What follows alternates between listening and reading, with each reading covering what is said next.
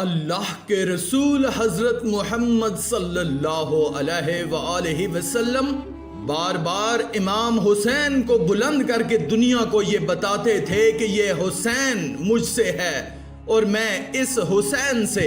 اے لوگو، اگر حسین پر کوئی مشکل وقت آ جائے اور یہ تم سے مدد طلب کرے تو اس کا ساتھ دینا، کیونکہ یہ جنت کے جوانوں کا سردار ہے، میرا خون ہے، میری اولاد ہے۔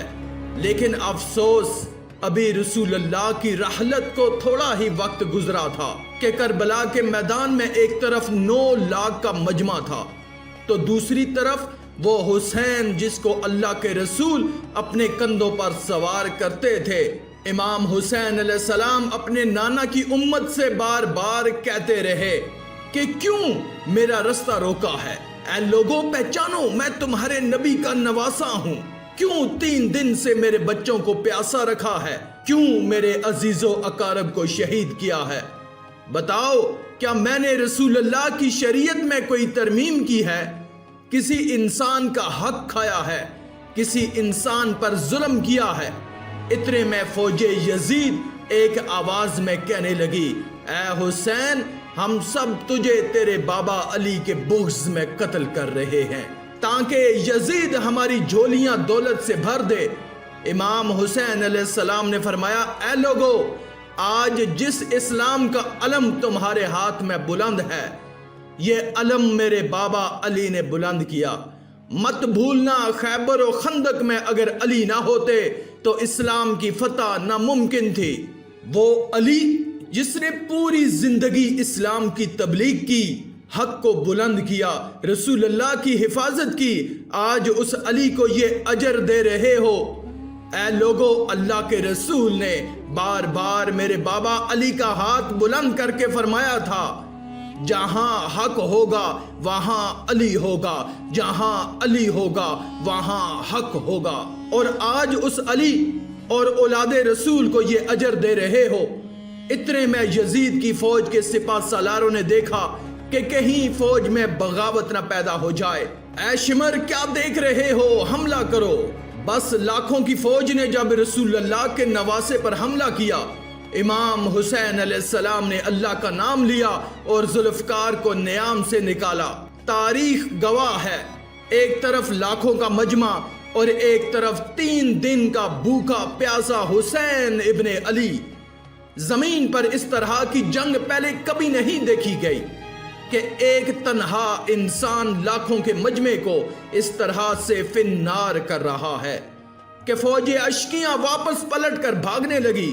امام حسین فوج یزید سے مخاطب ہو کر فرماتے ہیں، اور 3 دن کے بھوکے کی جنگ دیکھو، 3 دن کے پیاسے کی جنگ دیکھو، رسول اللہ کے نواسے کی جنگ دیکھو، اس کی جنگ دیکھو جس کا جوان بھائی مارا گیا، جس کے جوان بیٹے کو نظروں کے سامنے قتل کیا گیا، جس نے اپنے ہی ہاتھوں سے اپنے بچے کی قبر بنائی۔ امام حسین شیر کی طرح فوج یزید سے لڑ رہے ہیں۔ اتنے میں آواز غیب آتی ہے، حسین، تیرا اللہ تجھ سے راضی ہوا۔ بس اس صدا کا سننا تھا کہ امام حسین علیہ السلام نے اپنی ذوالفقار کو تھام لیا۔ اتنے میں عمر بن سعد کہتا ہے، شمر، کیا دیکھ رہے ہو؟ یہ علی کا شیر ہے، اس کو مات دینا ناممکن ہے۔ جاؤ خیموں کو آگ لگا دو۔ بس پھر کچھ ظالموں نے بیبیوں کے خیموں کو آگ لگا دی اور کچھ امام حسین کو طول دینے کے لیے تیر مارنے لگے۔ امام حسین کبھی بیبیوں کے خیموں کی طرف بڑھتے ہیں، کبھی فوج کی طرف جاتے ہیں۔ عمر بن سعد اور شمر نے فوج کو 4 حصوں میں تقسیم کر دیا اور یہ کہا کہ کوئی بھی حسین کے قریب نہ جائے، جس کے پاس جو چیز ہے وہ دور سے حسین کو مارے۔ جس کے پاس نیزہ تھا اس نے نیزہ مارا، جس کے پاس تیر تھے وہ تیر مارتا رہا، جس کے پاس برچیاں تھیں وہ برچیاں مارنے لگا۔ تاریخ نے لکھا، جس کے پاس مارنے کے لیے کچھ بھی نہ تھا وہ کربلا کی گرم زمین سے مٹی اٹھا کر امام حسین کی طرف پھینکتا رہا۔ امام حسین کے جسم پر ہزاروں زخم لگتے رہے۔ آپ کے جسم مبارک پر اتنے تیر لگے کہ آپ کا جسم مبارک نظر نہیں آ رہا تھا۔ بس جیسے ہی نواسے رسول گھوڑے کی زین سے زمین پر آتے ہیں، فوج یزید جھومنا شروع کر دیتی ہے۔ لیکن اتنے میں گھوڑا جس پہ آپ سواری کیا کرتے تھے وہ امام حسین کے چاروں طرف گھومنا شروع کر دیتا ہے تاکہ ان تیروں سے میں اپنے آقا حسین کو بچا لوں۔ وہ گھوڑا دوڑ ہی رہا تھا کہ اتنے میں عمر بن سعد نے کہا کہ اے لوگو رکو، میں نے اپنی آنکھوں سے دیکھا تھا اس گھوڑے پر اللہ کے رسول سواری کیا کرتے تھے، کہیں تیر اس کو نہ لگے، اور یوں تیر کو چلانا بند کیا گیا۔ افسوس ہے ان لوگوں پر، ان لوگوں کو گھوڑوں کا احترام تو معلوم تھا جس پر رسول اللہ سواری کیا کرتے تھے، لیکن اس حسین کا احترام بھول چکے ہیں جن کو رسول اللہ اپنے کندھوں پر سوار کر کے امت کو دکھایا کرتے تھے۔ بس امام حسین علیہ السلام زمین کربلا پر اپنا سر رکھے اللہ کا شکر ادا کر رہے ہیں، اور وہاں فوج یزید کے مختلف سپاہی امام حسین کا سر کاٹنے کے لیے قریب آتے ہیں۔ جو بھی قریب آ کے امام حسین کے سر کو دیکھے تو اسے امام حسین کے چہرے پر رسول اللہ کا چہرہ نظر آئے اور وہ چیخ کے دور چلا جائے۔ اتنے میں شمر کہنے لگا یہ کام مجھ سے ہی ہونا ہے۔ شمر نے خنجر امام حسین کے گلے پر رکھا تو اس نے دیکھا کہ امام حسین کے لب ہل رہے ہیں۔ اس نے سوچا ہم نے حسین کا پورا خاندان ختم کر دیا۔ 3 دن تک حسین کے بچوں کو پیاسا رکھا، شاید حسین ہمیں بد دعا دے رہے ہوں گے۔ سننے کے لیے کان قریب کیا تو کیا سنا کہ امام حسین علیہ السلام اللہ کے دربار میں اللہ کی نعمتوں کا شکر ادا کر رہے ہیں۔ اللہ تیرا شکر ہے، اس امتحان کے لیے تو نے اس حسین کو چنا۔ اتنے میں امام حسین نے آنکھیں کھولی اور شمر سے کہا کہ اے شمر، کیا تو نہیں جانتا کہ میں رسول اللہ کا نواسا ہوں، جنت کا سردار ہوں، حق پہ ہوں؟ شمر نے کہا ہاں مجھے معلوم ہے۔ پھر آپ نے فرمایا تو کیوں قتل کر رہے ہو؟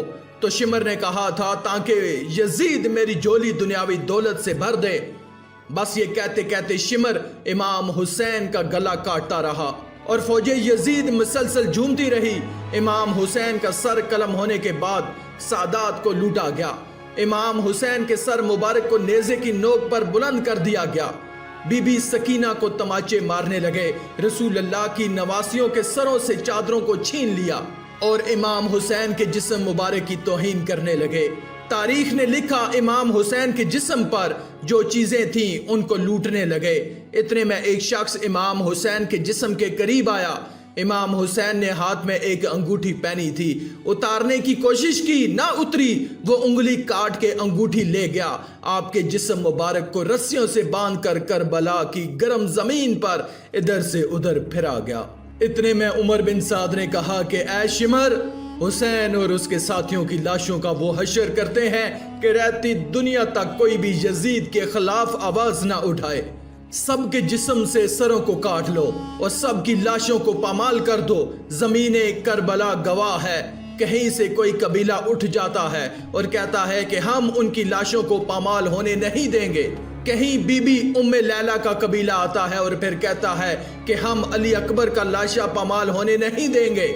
کہیں بی بی رباب کے قبائل کے لوگ کہتے ہیں ہم علی اصغر کا لاشا پامال ہونے نہیں دیں گے۔ ایک ایک شہید کی لاش پامال ہونے والی جگہ سے ہٹائی گئی۔